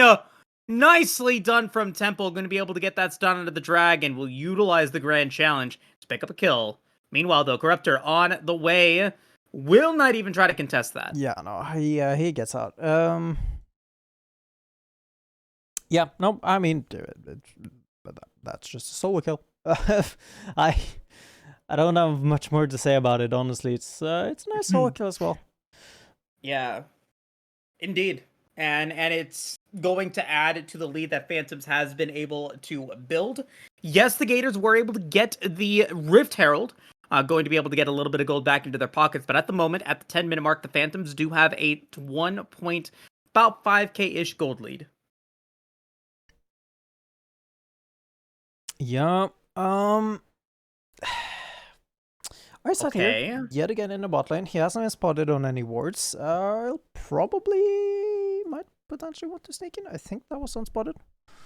It was unspotted, and Eyesight will have Stormbringer here in just a second, so this could be a good dive if they wanted to make it happen, but he will back away. He will back away and will go towards that Cloud Drake. Maybe going to pick that up first and then go for that tower dive. I think I appreciate that play. But for now, Eyesight's just kind of hanging around. Finally going to start the dragon. Corruptor is down on the way to the bottom lane, but it might not matter. Temple is going to be able to get a nice trade in the mid lane. And so, all things considered, the Phantoms are having a really good start to this game. And unfortunately, it is not going to be an Ocean Rift. It will end up being a Hexed Rift for the second time this game. Yeah, it's okay. One of the issues I have with how Starclaw automizes, or, well, a lot of AP people that wants to build Riftmaker, the same goes for Gwen, the same goes for Mordekaiser, like generally here, but by your feet, no, it's fine. It's going Leeching Lair first item. It is, I don't know, there's, I have so many mixed feelings about it. It's, you go into, you want to have an extended fight, but then you go into a Fiora, for example, that is the one that's dictating how the trades are going to go. You have a Sheen on the Fiora as well. You suddenly are up 40. You're suddenly up like 40 CS, right? And you're going to try to use Omnivamp and 20 AP. It's not going to do anything for you. The health. There's better options out there. But yeah, one thing that's I like with the new Fiora, or it's not even new, is it really? Fiora. All right. Hold that thought, though. Nickel is going to get exhausted, is going to get hit by the Solar Flare, and there is the Killer Instinct coming in from Zav, trying to be able to pick up this kill against Nickel, and it's going to be the Storm coming in from Eyesight. won't get anything out of that play, as Nickel had already used Flash and Exhaust, but it just wasn't a play that Phantoms wanted to commit to, so they will back off. Yeah, he ulted mid. He just ulted in place there. If that ult actually hits, deals the damage. Ooh. Okay, Shadow Assault going in from Galifianakis. That is not the play that I think that they wanted, and now it's going to be CB the Barbarian going to be able to get the Zenith Blade, but a little bit of miscommunication from Phantom is going to be able to keep Nickel alive for the time being. Galifianakis could be in trouble. Does the Void Seeker land? It does not. Galifianakis will survive, but it means that Simplique is going to be able to get free turret damage against that mid-tier 1 tower. My gosh, it's such a thin line they're walking right now, and I like it. It's action, but it's not action at the same time because nobody's dying. For sure. But yeah, Sapphire playing a very thin line as well. No mana staying in lane. Yeah, top lane yet again. It's the slow battle, but we did see that thing we were talking about in the mid lane. It is going to be that Night Harvester, and it is going to be giving you that ability haste, so you were correct all along. Hooray! I do know my items. I know what's up. Every now and again, I make the right call, and I make the right casting play or something like that. It's like I cast League of Legends or something. Anyway, Yeah. Simplique. No. I that was not shade or anything like that. I was just saying. I know Night Harvester. That's all. Yeah. But yeah, interesting to see now what will Phantoms do next. They do have the 2 dragon advantage. The cloud or Hextech Rift is one of the strongest rifts in the game. It's going to be spawning at about 1:19, and so tempo wise, pacing wise, it does feel like Phantoms are in a really good spot. As Temple is going to get dragged back in, will be forced to flash away. Yeah, I mean, he did have the parry, or it's not even called parry anymore. Riposte. It's parry. That was a little Italian there, riposte. She's, or something. She's French. She's French. I know. Yeah. So isn't it just riposte then? I think so. It would be. I'm trusting you. You're the one that knows the language. Barely. Oh. I can get by. I can get by. Sure.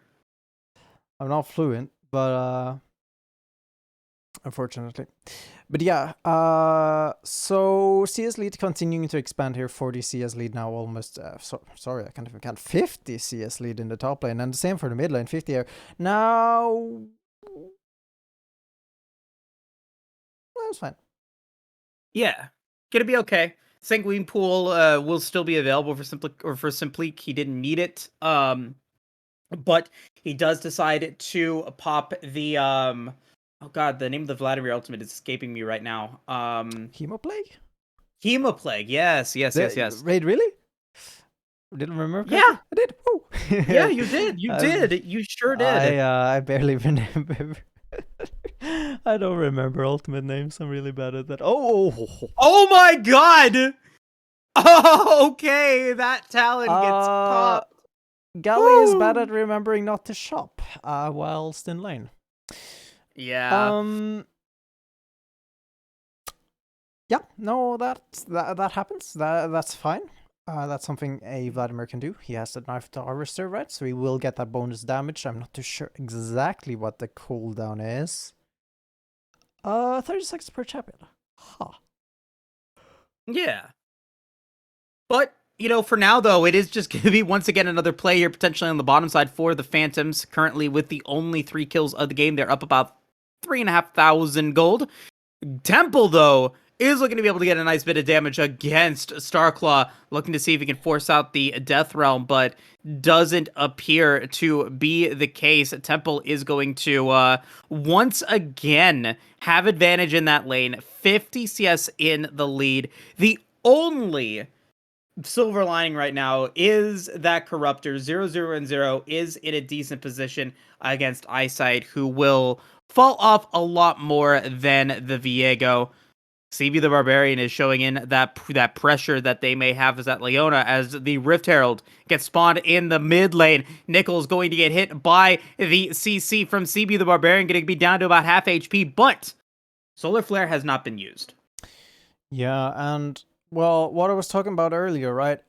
That going Riftmaker first here against the Fiora, which is in the lane you're going to be losing, right?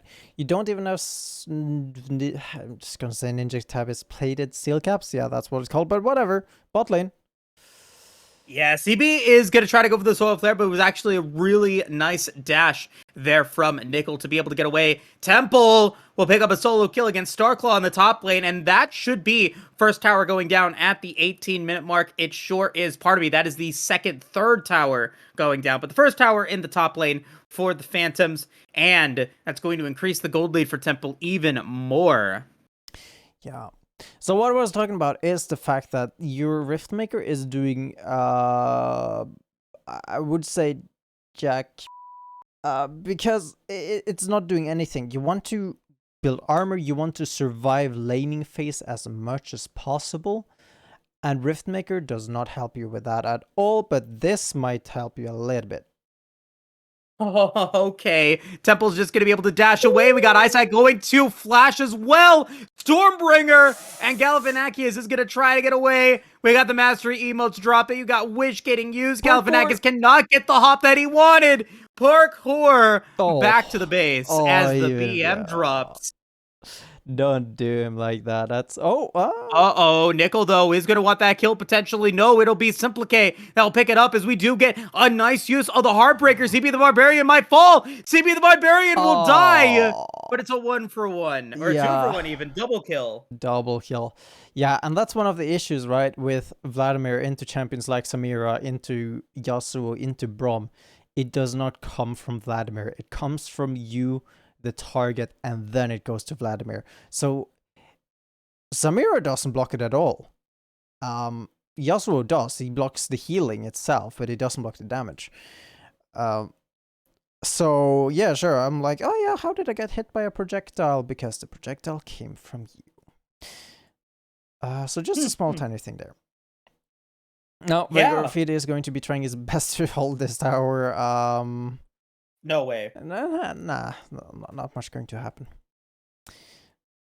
But yeah, so finally we see that Mordekaiser have that plated steel caps. We do see Divine Thunderer Bork being the build for Corruptor.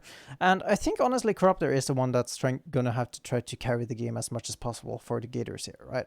Because he's the only person that's not too far behind. Okay, Simplique is going to look to try to go for the 1v1. The Hemoplague will be massive damage, and that is a rampage for the Vladimir. Meanwhile, Temple is going to try to go in with Grand Challenge and will get it. We'll utilize the healing for a little bit, and we'll be on a killing spree. Yeah, and back to my point, like, Corruptor is the only one who is actually still in this game, it feels like. Right, top lane can't do anything against the Fiora. Who's going to match the Fiora? Nobody effectively. You need to have like a 2 or 3 man response for that because there's not a single person that can 1v1 it. The Vladimir, as you can see, that Samira kind of went like at all.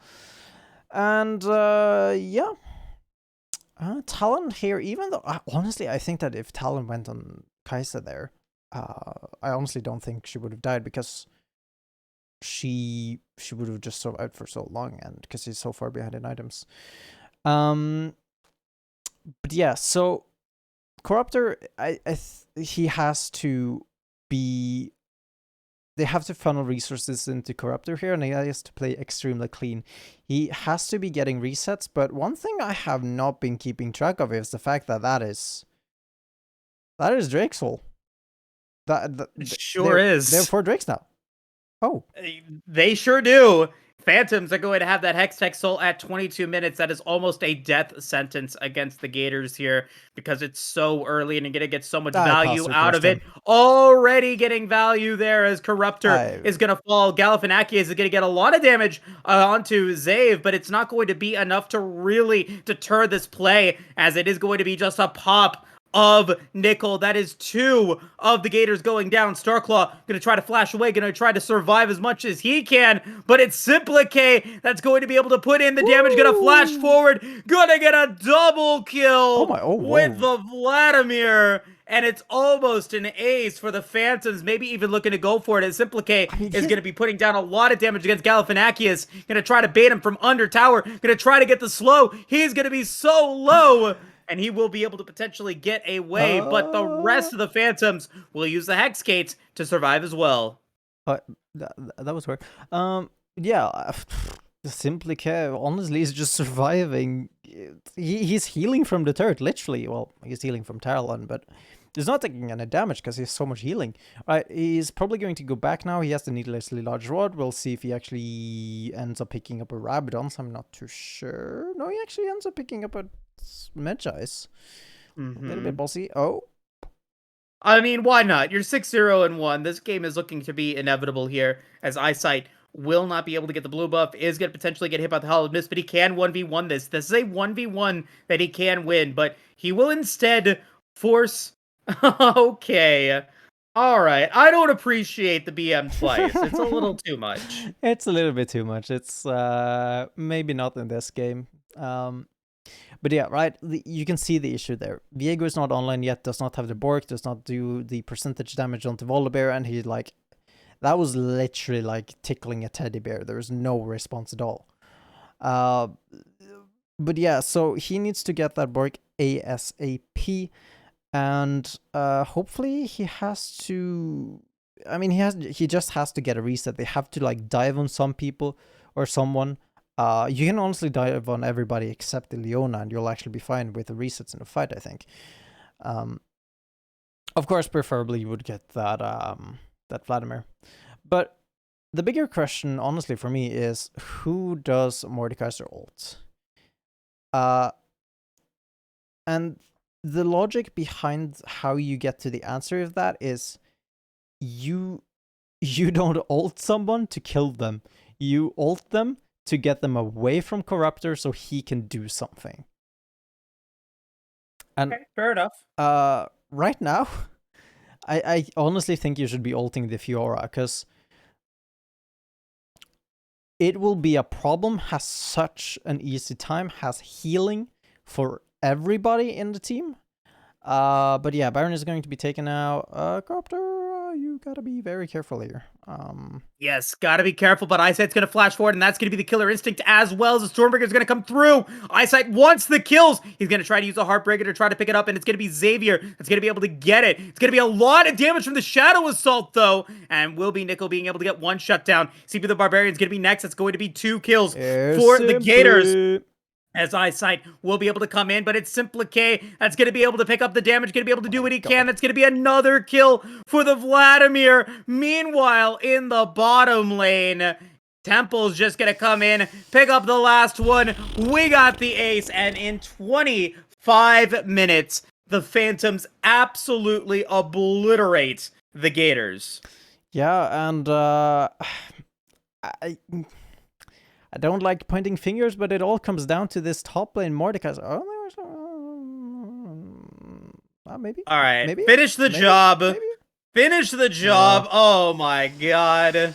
Yeah, Oh it my all comes God. down to this top lane pick, the first pick. Yeah. Mordekaiser. I feel like that's where it goes down to, right? It's there's so many other things you could have first picked. The Wukong, right? You allow yourself, at least if you pick Mordekaiser first pick, like you plan a little bit ahead, ban the Fiora, but it's fine. Mm-hmm. Well, I mean, with that being said, though, the Phantoms, they take it. I wouldn't want to say that it was expected, but I think for the Phantoms, it was never in doubt that they were going to win this match. Let's bring Infinite Dodge in here one last time as we get to take a look at the final game and talk about what we've seen today so far. Only 27,000 gold or 27,000 damage on a Vladimir. Less than 30 minutes into the game. Infinite Dodge looking back. Slacking. That's I only know, like right? 1,000 damage a minute. What was he up to? Yeah, Pardon? no. B1 Mordekaiser is definitely a bold decision. I compliment boldness at the very least, but it was about, as you say, what we expected coming out from the Phantoms here in game number 3. Things basically going right with the world from their point of view, I'm sure, for this third game. And yeah, it was a very productive night of VAD. I thank you both so much for stepping up in various ways. Moose coming over to a league that he is not normally involved with. Cow pulling double duty versus what he normally does. So definitely a big kudos to both of you guys. And I'm going to give myself a little pat on the back for filling in as well. The three of us made VAD possible tonight. So round of applause, self-serving round of applause for us. But yeah, that is our show night for the night here. It was 3 very entertaining games. I was very happy to come through. Game 3, maybe not so much as the first 2. Didn't necessarily hit those highs and lows of drama that we expected after those first 2 bangers, but definitely very productive overall. But yeah, as we do get a look at the full standings here. Thank you, Cal. Yeah, absolutely. So yeah, Astronauts here being in the first place now. Phantoms, I believe, lost a game today. I'm not too sure exactly how it went, but yeah, Gators now, I believe, I need to get this confirmed, but I believe Bandits and Gators, they're really going to have to struggle to get into playoffs there. They're fighting for their lives. Mm-hmm. I'm big confused. win. Did we not just see Phantoms beat Gators? Is this a sarcasm thing? No. Or is this at the updated standings of all 3 games? That should... Gators if won the game Excel 2. spreadsheet is correct, then Gotcha. that is correct. Sorry, I am sleep deprived, as I'm sure you can all tell at home. Yeah, I've been awake. I think I've been awake for 24 hours now. I'm not too sure. This we gotta desk is get you running to on bed. fumes. We gotta get you guys to bed. All right, I got you guys really quick. If it a dodge, we can see you on Victoris several nights a week, being a host, being a caster, doing fun stuff with the VAS and the VRD, I believe. VAS, VRS, Wednesdays and Thursdays. VAS, VRS, you can catch Cow here all the time, being a phenomenal producer, but then also on his own streaming channel where he streams Age of Empire. Or something like that. Yes, he does. Check him out. He is phenomenal. And of course, if you guys are enjoying my content, you can see me every Friday for the Victoris Masters series, or the Victoris Triumph series, with Becca Rita and TDS and Cow being our production team. But with that being said, if you guys enjoyed the content here, please feel free to like the channel, follow the channel, subscribe, follow the Twitter, join the Discord. Okay, yeah. I support it all. I think some of those matched up, yeah. They all make sense. Yeah. You like things, you follow, you subscribe. What we meant. Yes, you sure did. Join the Discord so you can be up to date on all of the action that you guys can see here on Victoris throughout the week. We do Valorant, we do League of Legends, we do drafting, we do, the team play. It's all a ton of fun. But with that being said, if it's a dodge, take it away. We will be bidding you our adieus now. Thank you, Moose, for doing the wrap-up so that I don't have to, because I don't really have it in me anymore. Once again, from all of us here at the Fill-In VAD crew, thank you so much for watching tonight. We won't see you next week, but somebody will. Goodbye and sleep well.